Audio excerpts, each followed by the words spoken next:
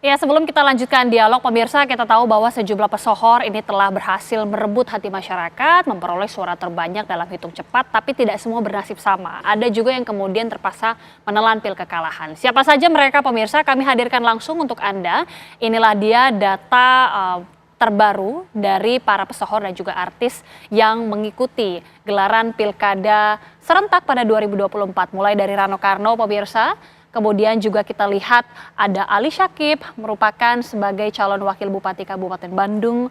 Lalu juga ada Muhammad Farhan. Kita tahu juga ini merupakan calon wali kota Bandung. Mereka adalah sosok-sosok yang hingga saat ini berhasil meraup suara yang terbanyak.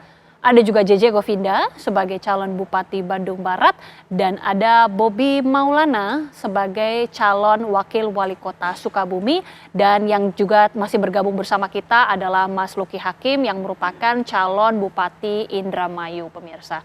Inilah para sosok-sosok kami rangkum tentunya dari berbagai sumber yang kemudian disebut para pesohor ataupun artis yang mengikuti gelaran pilkada. Tapi tidak sedikit juga ada artis-artis yang kalah dalam setidaknya hitung cepat dalam pilkada. Salah satunya adalah Syahrul Gunawan, calon Bupati Kabupaten Bandung. Kemudian juga ada Ramzi yang merupakan calon Wakil Bupati Cianjur, pemirsa. Selanjutnya ada Hengki Kurniawan sebagai calon Wali Kota Bandung. Ada juga Gita KDI atau Gitalis begitu ya sebagai calon Wakil Gubernur Jawa Barat. Inilah sosok-sosok yang sebenarnya tidak juga pemain baru dalam kontestasi politik. Ada juga Gilang Dirga sebagai calon wakil Bupati Bandung Barat, dan kita ketahui Krisdayanti yang tentunya popularitasnya sangat tinggi, pemirsa, namun tidak berhasil merebut suara terbanyak sebagai calon wali kota Batu Malang. Dan juga tentunya yang masih bergabung bersama kita adalah Mas Vicky Prasetyo yang merupakan calon Bupati Pemalang. Juga ada Ronald Surapraja sebagai calon wakil gubernur Jawa Barat. Lalu ada Alam Bahdukun. Nah, kita mungkin sudah lama ya tidak mendengar ya, tapi ternyata ini juga maju sebagai wakil wali kota Banjar, pemirsa. Banyak sekali kemudian artis-artis yang ikut, bahkan juga ada Virni Ismail sebagai calon wakil Bupati Lebak, dan ada Vicky Feranita atau Vicky Shu sebagai wakil Bupati Cilacap. Ini kan artinya sebenarnya lebih banyak yang, kalau kita lihat ya pemirsa secara kasat mata, sebenarnya lebih banyak yang tidak berhasil para pesohor ini dalam kontestasi pilkada. Saya kembali ke Mas Luki Hakim. Mas Luki masih bergabung bersama kami. Ini menarik sekali ya untuk menelisik lebih jauh yang menjadi strategi pemenangan Mas Luki, karena kita tahu Mas Luki dari sisi popularitas, kalau tadi Mas Vicky Prasetyo mengatakan ini hanya modal di awal saja. Tapi apa yang kemudian membuat bisa berhasil memenangkan secara hitung cepat hingga saat ini? Ya, seperti yang dikatakan Profesor tadi bahwa popularitas adalah salah satu modal.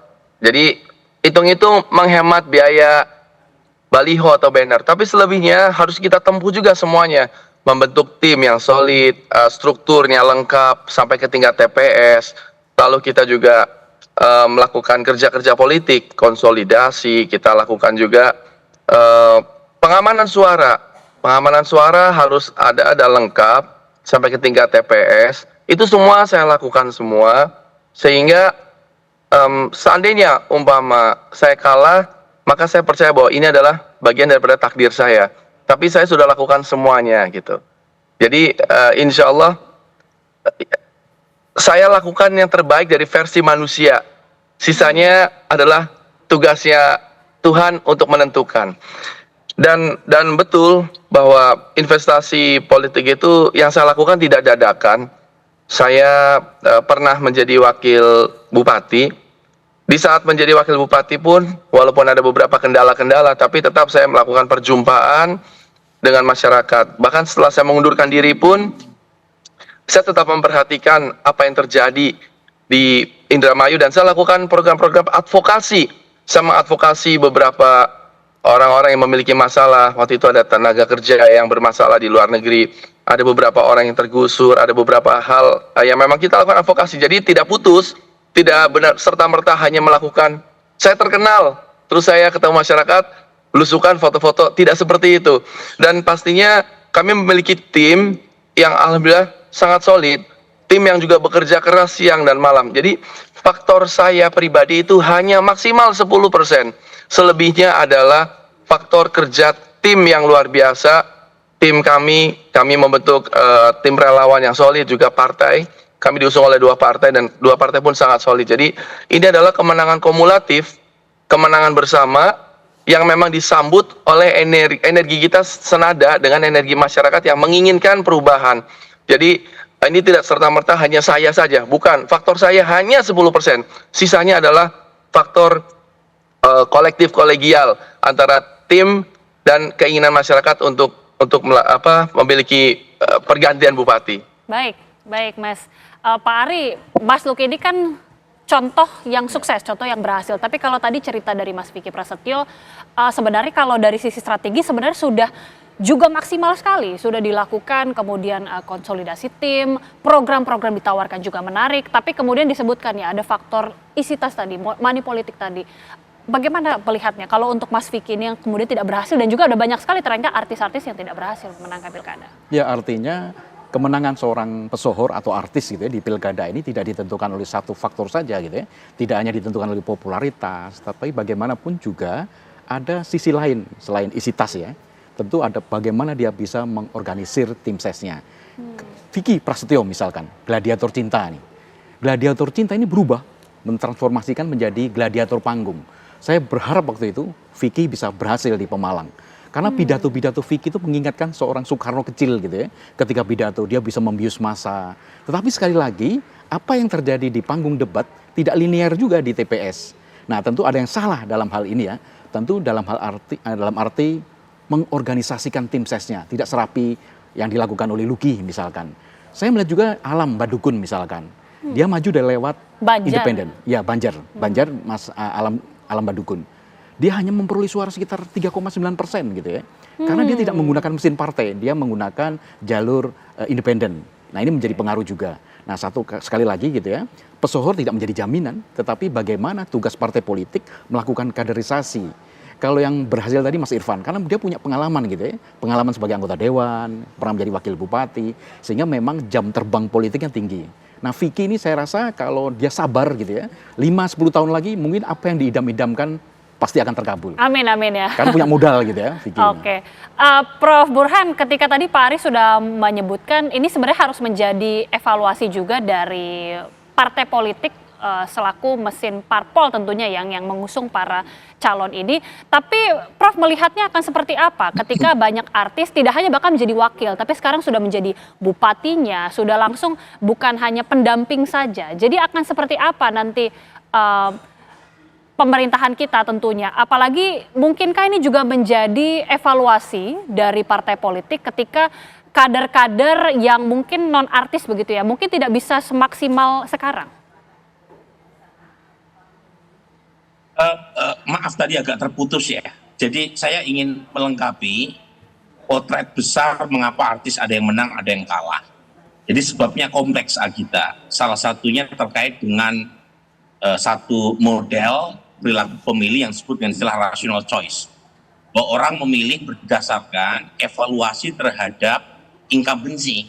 Nah, dalam konteks di Indramayu, itu incumbent yang maju, yaitu Ibu Nina, itu persepsinya negatif. Jadi Mas Luki diuntungkan juga dari sisi situ. Karena yang menginginkan Ibu Nina terpilih kembali itu hanya 35%. Dan itu yang menjelaskan mengapa Mas Luki menang relatif mudah.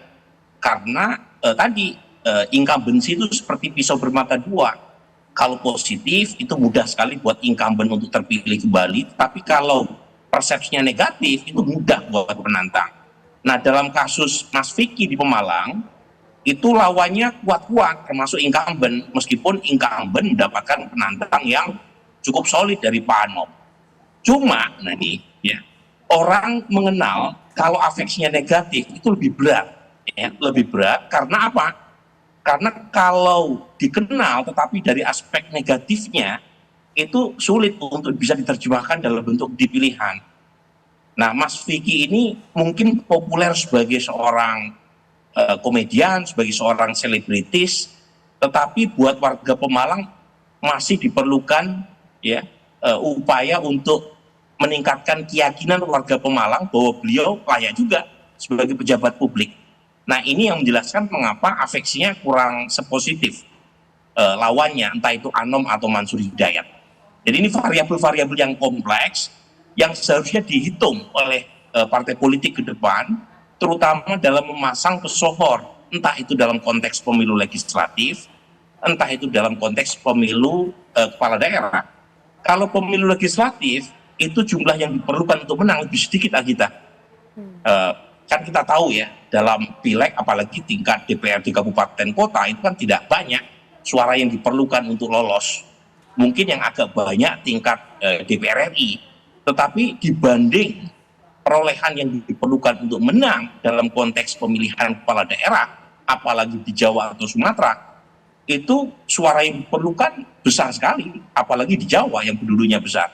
Nah, di situ diperlukan ya artis, pesohor, selebritis yang bukan hanya menjual popularitas, tapi juga punya kemampuan teknokratik, punya pengalaman jam terbang politik, dan sekaligus punya kemampuan untuk meyakinkan secara persuasif warga. Jadi tidak sekedar menjual kemampuan selebritisnya atau popularitasnya, tapi hal lain. Dan itu yang menjelaskan mengapa ada yang menang, ada yang kalah. Contoh misalnya ya, Krisdayanti ketika maju sebagai caleg mungkin tidak perlu banyak suara yang diperlukan kan, apalagi maju melalui PD Perjuangan yang sangat populer di Malang. Tapi ketika maju sebagai calon kepala daerah, ya berat. Meskipun kita tahu PD Perjuangan kuat ya, entah itu di Malang Raya atau di Kota Batu. Jadi di situ warga menuntut lebih bahwa artis harus punya kemampuan untuk mengelola dan melayani publik. Nah di situ tuh masyarakat pintar tuh memilih mana yang dianggap layak, mana yang dianggap perlu untuk belajar lagi, kira-kira gitu. Oke, Prof. Terakhir Pak Ari mungkin bisa dikasih gambaran juga kira-kira banyak keterlibatan dari para pesohor ini sekalipun mereka sudah banyak sekali sepak terjangnya di dunia perpolitikan, tapi kira-kira akan seperti apa kemudian melihatnya keterlibatan para artis ini di pemerintahan daerah? Saya kira artis ataupun bukan gitu ya, mereka punya hak yang sama. Betul. Dipilih dan memilih. Tetapi hanya karena labelnya dia artis. Tetapi sebetulnya artis kan juga mempunyai keuntungan advantage gitu ya, advantage politik tadi popularitas. Nah oleh karena itu artis yang akan maju di pilkada maupun di election berikutnya lagi, misalkan di pemilu ya, harus lebih banyak belajar menurut saya ya. Kemarin saya beruntung, Marcel Widianto tidak jadi gitu ya, menjadi calon wakil wali kota Tangsel gitu ya. Karena mohon maaf gitu ya, dengan kemampuan yang dia miliki tentu butuh waktu untuk belajar. Kemudian saya melihat misalkan Luki contohnya, Luki atau Irfan misalkan. Ini mempunyai modal, dia modalitasnya politik cukup tinggi gitu ya. Oleh karena itu tidak jadi jaminan juga artis bisa melenggang menang di pilkada. Butuh waktu dan butuh proses, butuh kesabaran. Namanya kesabaran progresif. Oke, butuh waktu, butuh proses, dan tentunya kita akan lihat bagi para pesohor yang sudah memenangkan setidaknya versi hitung cepat hingga saat ini, kita akan lihat dan tunggu bagaimana kinerja untuk di pemerintahan daerah. Terima kasih sekali lagi Mas Luki Hakim, terima kasih Mas Vicky Prasetyo, terima kasih juga Prof. Burhanuddin, dan terima kasih juga Pak Ari sudah bergabung bersama kami di Apa Kabar Indonesia Malam.